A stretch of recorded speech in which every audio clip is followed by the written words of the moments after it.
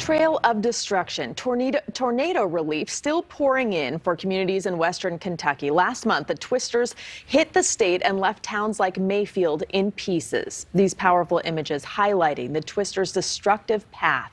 The storm tore through buildings, left rubble on top of cars, and scattered debris everywhere. The state's General Assembly approved a $200 million tornado relief bill, and now 200 trailer homes are on the way for the families left homeless. The governor handed over the keys to 10 of those families. They've been in hotels. They've been in lodges in our state parks. This is going to get them into something larger, a little more room, a lot more privacy. Governor Andy Beshear says these trailers will be available in a few weeks. And there is still so much work that needs to be done to help western Kentucky get back to a sense of normalcy. After the storm, I spent time in Mayfield getting to know tornado survivors. We heard their stories and saw the damage firsthand, and we have not forgotten about them. Here's an update from Mayfield.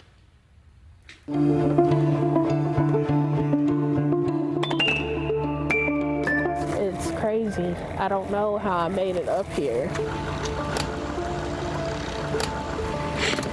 This is the first time Jasmine Parrott has been back to what used to be her home. Shower and bathroom. Probably like somewhere over here. Yeah, that's my sink. 6 weeks later, she still can't walk on her own, is still homeless, and still trying to keep the faith. There's a lot of stuff, like baby pictures, just stuff that I wanted to hold on to forever. That doesn't really matter. I'm just lucky to be alive, but just still, I mean, I just think about it. I mean, this was my very first apartment, so that was my very first car. She no longer wants to stay in Mayfield and sometimes struggles to get through the long nights. Some days I'll just lay in the bed and cry. Like, I don't know, because I don't know where to go from here. Like, it's just, I don't really know. Like, I know it's just like something that I have to live with forever, for the rest of my life. For a small town still grieving, comfort in any sense of normalcy.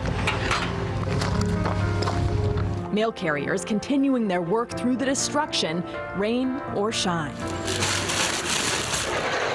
It's very important for us to get the mail out to all our customers, and like I said, they're mostly family members and friends and just people that we've dealt with the community for years. People like Terry Sharp holding on to the memories before the tornadoes, trying to forget the memories from December 10th. It's not done by a long shot. When his own mortality flashed before him. Actually, I didn't have time to think about whether you're scared or not. I was looking for my wife. She's the one that was important then. This was his house. Today, there is nothing left. I was still in the living room, probably about 6 foot from it, when the house just started dissolving. Sharp and his wife, who are both confined to wheelchairs, made it out alive.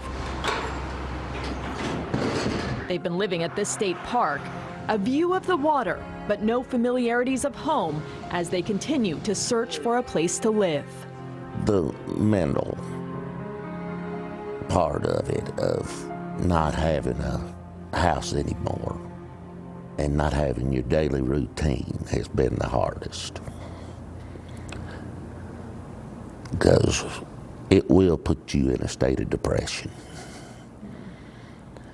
I don't care who you are, I don't care how strong you are, it will, when something like this happens, it will make you depressed.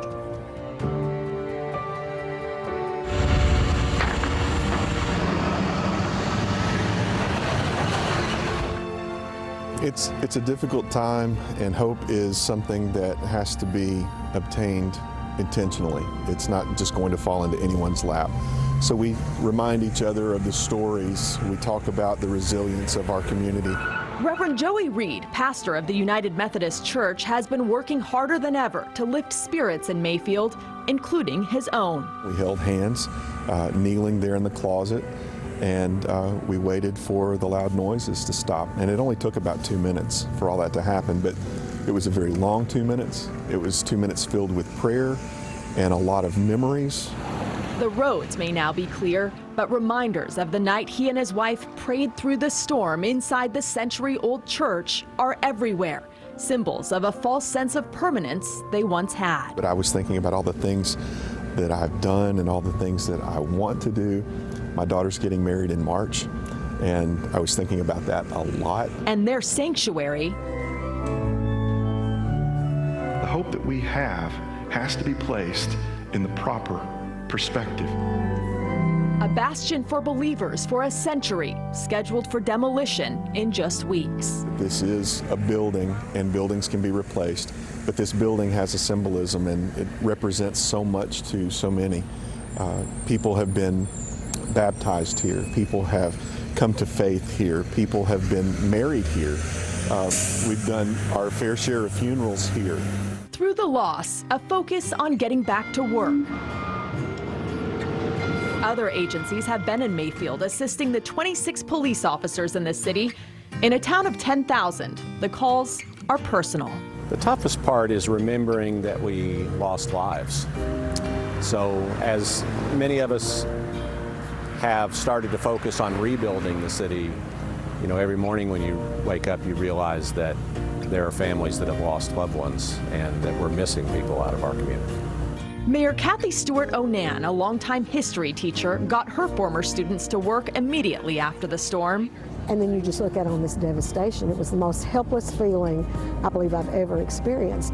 But in the same time, you realize that we now have a blank slate, and we can make Mayfield plan for the future. City buildings were destroyed, and government is now spread all over the town. But in the shadow of destruction, opportunity, a chance for better infrastructure, affordable housing, long-term city planning. I've grown tired of looking at it being rubble, and I think that's a good thing. I will miss it, but I'm ready to see what comes in the future, and I feel that way about our whole town. Living through the worst tornado outbreak in Kentucky history changes a person. But sometimes it's the heartbreak, loss, and fear that makes room for the light. A chance for new beginnings and a new way to see each other's neighbors. This resets a lot of the perspectives that we have. And some of the things that we argue about and fight about, they've been reprioritized now. They're not nearly as important as they were before December the 10th. It's made me realize that there's more people out there that will help than you think there is. It has renewed my faith in people, that they will help. Thanks for watching. Click the red subscribe button below so you can get more of NewsNation's fact-driven, unbiased coverage.